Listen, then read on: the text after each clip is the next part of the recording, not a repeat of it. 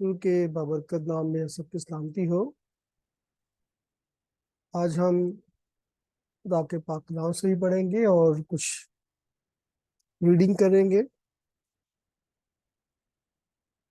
Screen پر جو first word دیکھ رہے ہیں یہ ہے ارینے اور دوسرا ہیومن۔ ارینے ہیومن یعنی پیس بی وتھ یو، آپ کی سلامتی ہو، تمہاری سلامتی ہو جو خدا یسوع سے جی اٹھے۔ تو جب شاگردوں کو جا کے ملے تو انہوں نے ایک الفاظ بولے، تمہاری سلامتی ہو، عبرانی میں شلام علیکم، اور اس کا جو ترجمہ کیا گیا وہ ہماری سلامتی ہو، ارینے ہیومن۔ آج ہمارا سبق ہے اسم اور اسم صفت کی گردان کے بارے میں، ڈکلریشن اور ناؤن اینڈ ایڈجیکٹیوز۔ میرا نام پروفیسر زکریا قمر ہے اور میں آج آپ سے مخاطب ہوں کہ ہم خدا کے پاک کلام سے اس کو سیکھیں۔ فرسٹ ورس جو ہمارے پاس ہے وہ ہے ہو اینا گنوسکون نو ایٹو، پڑھنے والا سمجھ لے، مرکز 13 باب کی 14 آیت سے ہے۔ آج کا موضوع ہے ہمارے پاس دعائے ربانی، پہلے ہم پڑھیں گے یونانی متن میں لفظ اور تحت لفظ ترجمہ کے ساتھ۔ اس میں تصریف ہے، انفلیکشنز ہیں، یونانی لفظ کے حصے ہیں، اس میں گردان ڈکلریشنز آف ناؤن، ترکیب پاری اور تصریفی زبانیں، سنٹیکٹیکل اینڈ انفلیکشنل لینگویجز۔ سب سے پہلے دعائے ربانی یونانی متن میں ہے، تحت لفظ ترجمہ اور تلفظ کے ساتھ ہے۔ پاتر ایبون ہو این ٹویس اورانویس ہاگیاس تھیٹو تو اونوما سو ایل تھیٹو ہے باسیلیا سو گنتھیٹو تو ہلیما سو ہوس این اورانو کائے ایپی ٹیس گیس ٹون آرٹون ہیمون ٹون ایپیوسیون ڈوس ہیمن سیمیرون کائے آفیس ہیمن تا اوفیل ماتا ہیمون ہوس کائے ہیمیس افریکامن ٹویس اوفیل ٹائس ہیمون کائے میں ایسیلنکیس ہیماس ایس پیراسمون الا روسائے ہیماس اپو ٹو پونیرو ہوٹی سو ایسٹین ہے باسیلیا کائے ہے ڈونامس کائے ہے ڈوکسا ایس ٹوس آیوناس آمین۔ امید کرتا ہوں کہ آپ کو کافی باتیں سمجھ آئی ہوں گی، آپ اس کی پریکٹس کریں۔ یہ ضرور ہے کہ ہم خدا کے پاک کلام کو اس کی اصل زبان میں پڑھیں، ان کو زبانی یاد کریں۔ میں ایک مثال دیتا ہوں کہ ایک شخص اپنے باس کے پاس دیر سے پہنچا، اور ہوا یہ کہ اس کے باس نے پوچھا کہ آپ دیر سے کیوں آئے ہیں؟ اس نے کہا جی راستے میں مجھے ایک ولیم شیکسپیئر کا ایک بہت بڑا اسکالر مل گیا تھا اور اس سے بڑی بحث ہوئی، لیکن ایک بات ہے کہ اس کو انگریزی نہیں آتی۔ یہ سن کر اس کا باس بڑا حیران ہوا کہ یہ کیسا اسکالر ہے شیکسپیئر کا جس کو انگلش نہیں آتی۔ تو عزیزو، ایسے ہی اگر ایک شخص کہتا ہے میں بائبل کا عالم ہوں لیکن بائبل کی زبانوں سے واقف نہیں ہے، تو ہم اس کو عالم کیسے مان سکتے ہیں؟ اس لیے زبانوں کو سیکھیں، پھر ہی خدا کے پاک کلام کو آپ اچھی طرح سے جان پائیں گے۔ ہمارا اپنا ٹاپک ہے اسمی تصریف یا صرفیات، انفلیکشن یا انفلیکشنز آف ناؤن۔ کسی بھی اسم یا اسم صفت کے اشکال میں وہ تبدیلی جو جملے میں اس کے منصب، اس کے فنکشن، اس کے نمبر یعنی واحد ہے کہ جمع ہے، اس کے جنس مذکر ہے کہ مؤنث ہے، اس کی حالت کہ فاعل ہے کہ مفعول ہے، وغیرہ کو تبدیل کر دیں تو اس کو ہم اسمی تصریف یا انفلیکشن کہتے ہیں. وہ اینڈنگ، وہ اضافہ جو ہم کسی ناؤن میں کرتے ہیں جس سے اس کی شکل میں تبدیلی آ جائے اور اس کے فنکشن میں تبدیلی آ جائے، ہم اس اضافے کو، اس اینڈنگ کو ہم تصریف یا انفلیکشن کہتے ہیں. یہ تبدیلیاں حروف یا حروف کے مجموعے بھی ہو سکتے ہیں. اردو زبان میں لاحق و صاحب کے ان کو سمجھنے میں آپ کی بڑی مدد کریں گے. ہر ایک زبان کا ایک اپنا سسٹم ہے، اپنا طریقہ ہے. انگریزی کے اپنی اینڈنگز ہے، انگلش اردو میں آپ دیکھیں تو اردو میں بعض اوقات ایک لفظ کی جو شکل ہوتی ہے اس میں ہمیں مزید حروف جار لگانے پڑتے ہیں، کا، نے، سے، تو پھر جا کے وہ جو ہے ایک شکل بنتی ہے جو ہم کہہ سکتے ہیں کہ اس کی تصریف کے طور پر استعمال ہوتی ہے. مثال کے طور پر ہم لفظ ہے آدمی، تو اس کی جمع بنتی ہے آدمیوں. تو آپ دیکھ رہے ہیں کہ آدمی جو یلو کلر میں ہے یہ تو اس کی بیس فارم ہے، اور واو اور نون گنا کا جو ہم نے اضافہ کیا ہے وہ اس کی جمع کی شکل ہے. ایسا ہی مرغا، مرغی، الف اور چھوٹی کا مسئلہ ہے. تو یہ الف اور چھوٹی یہ تصریفیں ہیں. اسی طرح واو نون گنا تصریف ہے. اس سے کیا ہوا، ایک ناؤن جو تھا اس کی شکل بھی بدلی اور ساتھ اس کا فنکشن بدل گیا، وہ واحد سے جمع ہو گیا، مفعول بن گیا، فاعل بن گیا، وغیرہ وغیرہ.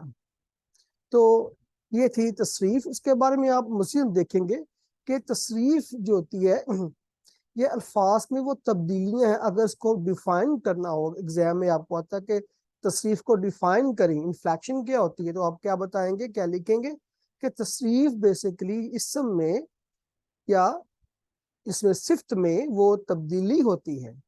تبدیلی کو ہم بولتے ہیں جو اینڈنگز، جو اضافہ ہم کرتے ہیں، ان کا الگ سے تو کوئی معنی نہیں ہوتا. مثال کے طور پر میں آپ کو دکھاتا ہوں، انگریزی میں دیکھیں بوائے اور بوائز، تو جو ہم نے ایس لگایا ہے اس ایس کا انڈیپینڈنٹلی الگ سے تو کوئی اس کا مطلب نہیں ہے، ماسوائے یہ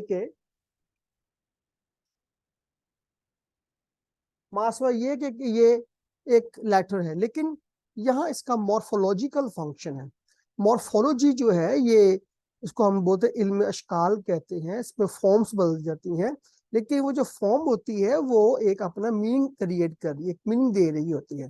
تو یہاں جو ایس ہے یہ ایک انفلیکشن ہے جو کہ بوائے کے میننگ میں جمع کا جو ایک معنی ہے وہ اضافہ کر رہے ہیں.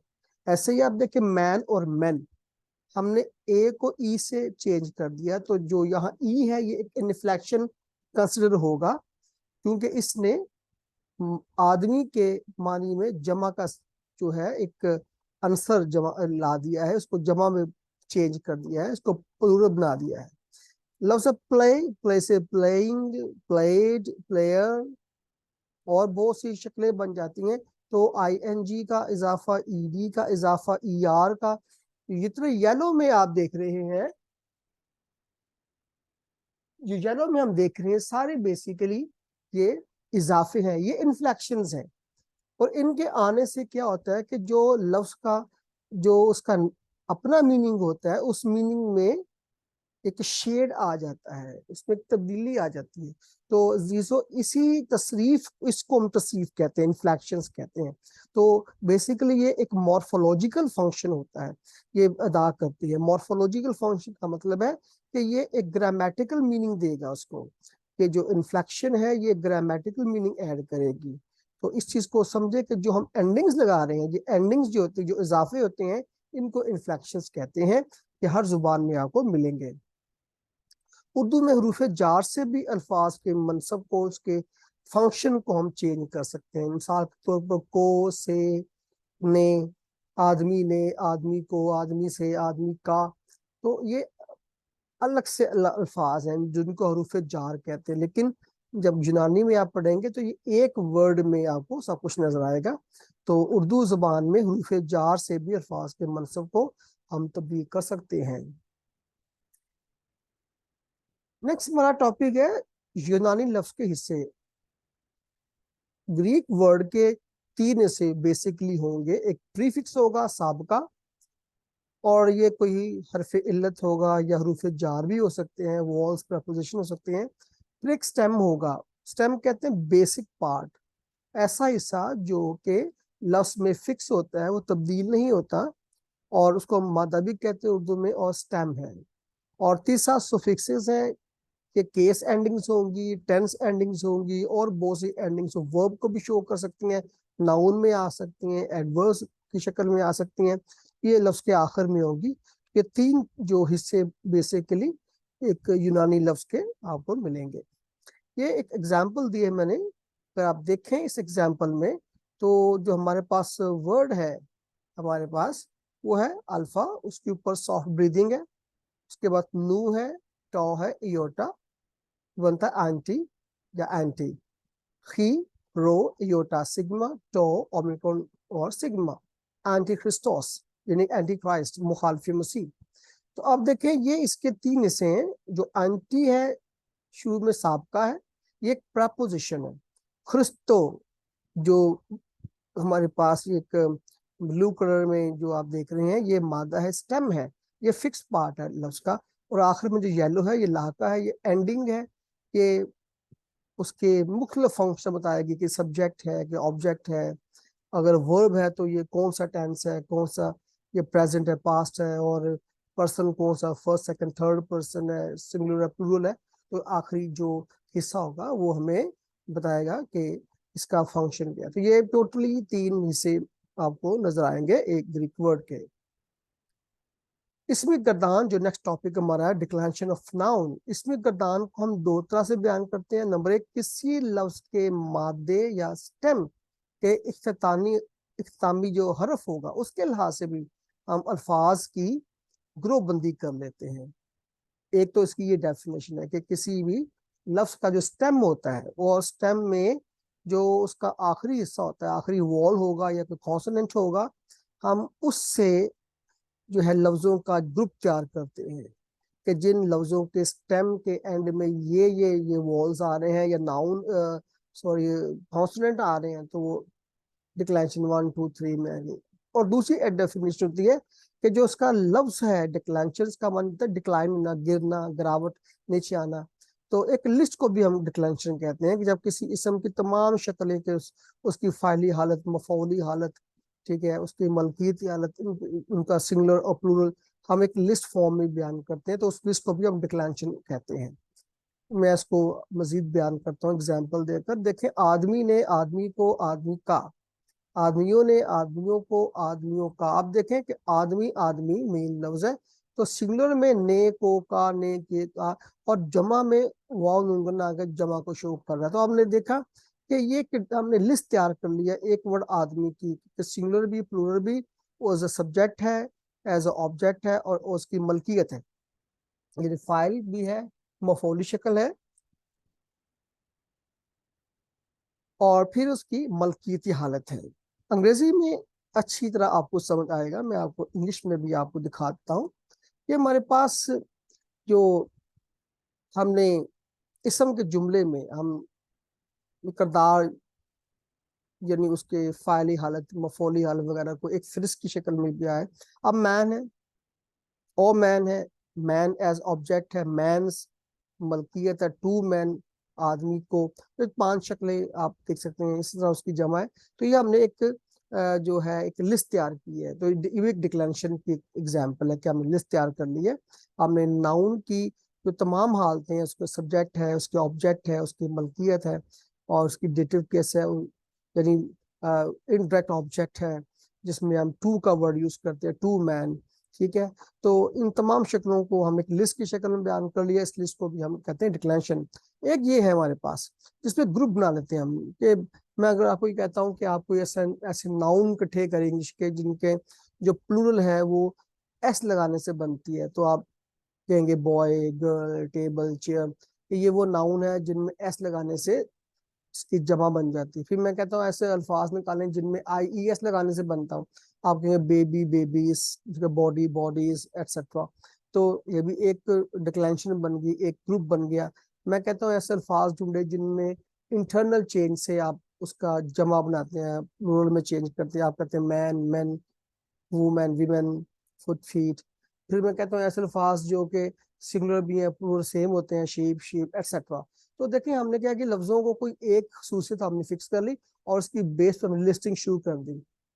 اگر میں کہوں کلاس میں جی ایسے بچے جن کا گریڈس 90% سے اوپر ہیں ان کو آپ الگ کر لیں, آپ ان کو الگ کر لیتے ہیں. پھر میں کہتا ہوں جن کے بچوں کے نمبر 80 مارکس سے اوپر ان کو الگ کر لیں.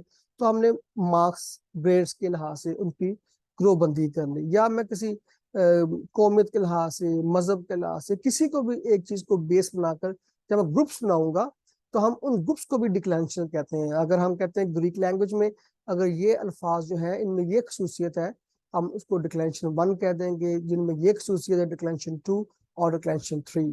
اس طرح ہم ڈکلینشن کو ڈیفائن کرتے ہیں. تو 2 طرح کے کانسیپٹ ہیں. ایک تو کہ ایک ناؤن کی ساری شکلوں کو جو اس کی فاعلی ہے, مفعولی ہے, ملکیتی ہے, ان کو ہم ایک لسٹ شکل میں بیان کرتے ہیں, اس کو ڈکلینشن کہتے ہیں. اور دوسرا ہم ناؤنس کو گروپ میں کنورٹ کر لیتے ہیں کسی اس کی خصوصیت کے بنیاد پر, تو ہم ان گروپس کو بھی ڈکلینشنز کہتے ہیں. اس کے بعد ترکیب والی اور تصریفی زبانیں کیا ہوتی ہیں, سنٹیکٹیکل اور انفلیکشنل لینگویج کیا ہوتی ہیں. ایسی زبانیں جن میں جملے کی خاص ترتیب پائی جائے, فکس سٹرکچر ہو. جس طرح ہمارے پاس اردو ہے, انگلش ہے, ان کے فکس سٹرکچر ہیں. فائل آتا ہے, پھر مفعول آتا ہے, پھر فعل آتا ہے. اردو میں, انگریزی میں سبجیکٹ ورب آبجیکٹ آتا ہے. تو ہمارے پاس انگلش اردو جو ہماری زبان ہے اس میں جو سٹرکچر فکسڈ ہے, ہم کہیں گے سنٹیکٹیکل لینگویج ہے. تو سنٹیکس سے نکلا. سنٹیکس کا مطلب ہے ترتیب, کسی بھی جملے کی ترتیب, اس کو سنٹیکس بولتے ہیں. تو اردو انگلش جو ماڈرن لینگویج ہے یہ سنٹیکٹیکل ہے. انفلیکشنل لینگویج وہ ہوتی ہے جس میں ترتیب نہیں ہوتی. ہم کسی جملے کا جو سبجیکٹ ہے یا آبجیکٹ ہے اس کی پوزیشن دیکھ کر نہیں بلکہ اس کی اینڈنگ دیکھ کر ہم جانتے ہیں. انگلش میں کیا دیکھا, جو شروع میں آ گیا سبجیکٹ ہے اور جو ورب کے بعد آبجیکٹ ہے. اسی طرح اردو میں جو شروع میں آ گیا فاعل ہے, سینٹر میں مفعول ہے. لیکن گریک میں ایسا نہیں. گریک میں پوزیشن دیکھیں گے ہم, کون سا ناؤن لفظ کس جگہ پہ, ہم دیکھیں گے اس کی اینڈنگ کیا ہے. تو اینڈنگ ہمیں یاد کرنی پڑیں گی. ہم آگے یاد کریں گے تو اینڈنگ بتائے گی ہمیں کہ یہ سبجیکٹ ہے, یہ آبجیکٹ ہے. یہ رائٹر کی مرضی ہوگی کہ کس لفظ کو کہاں لکھتا ہے, اس کی مرضی پہ ڈیپینڈ کرتا ہے. تو انفلیکشن بیسڈ ہے, یعنی ہم نے انفلیکشنز اینڈنگز دیکھنی ہے. ان کی اضافی جو اضافیات ہے, جو اس کی تصریفیں ہیں, وہ دیکھ کر ہم نے ناؤن کو دیکھنا ہے کہ کون سا ناؤن کیا فنکشن کر رہا ہے. تو ایسی زبان جو اینڈنگز پہ بیس کر رہی ہے اور نہ کہ اسٹرکچر پر, اسے انفلیکشنل لینگویج کہتے ہیں. یونانی زبان ایک ہائیلی انفلیکشنل لینگویج ہے. تو یہ آپ کے لیے بہت ضروری ہے کہ ہم باتوں کو یاد رکھیں. تو آج کے لیے اتنا ہی کافی ہے. خدا برکت دے. ہمارا وہی دعا جو پولوس ہر خط میں کہتا ہے, ہی خارج ٹو کوریو یسو مت یو مون. خداوند یسوع کا فضل آپ سب کے ساتھ ہو. آمین.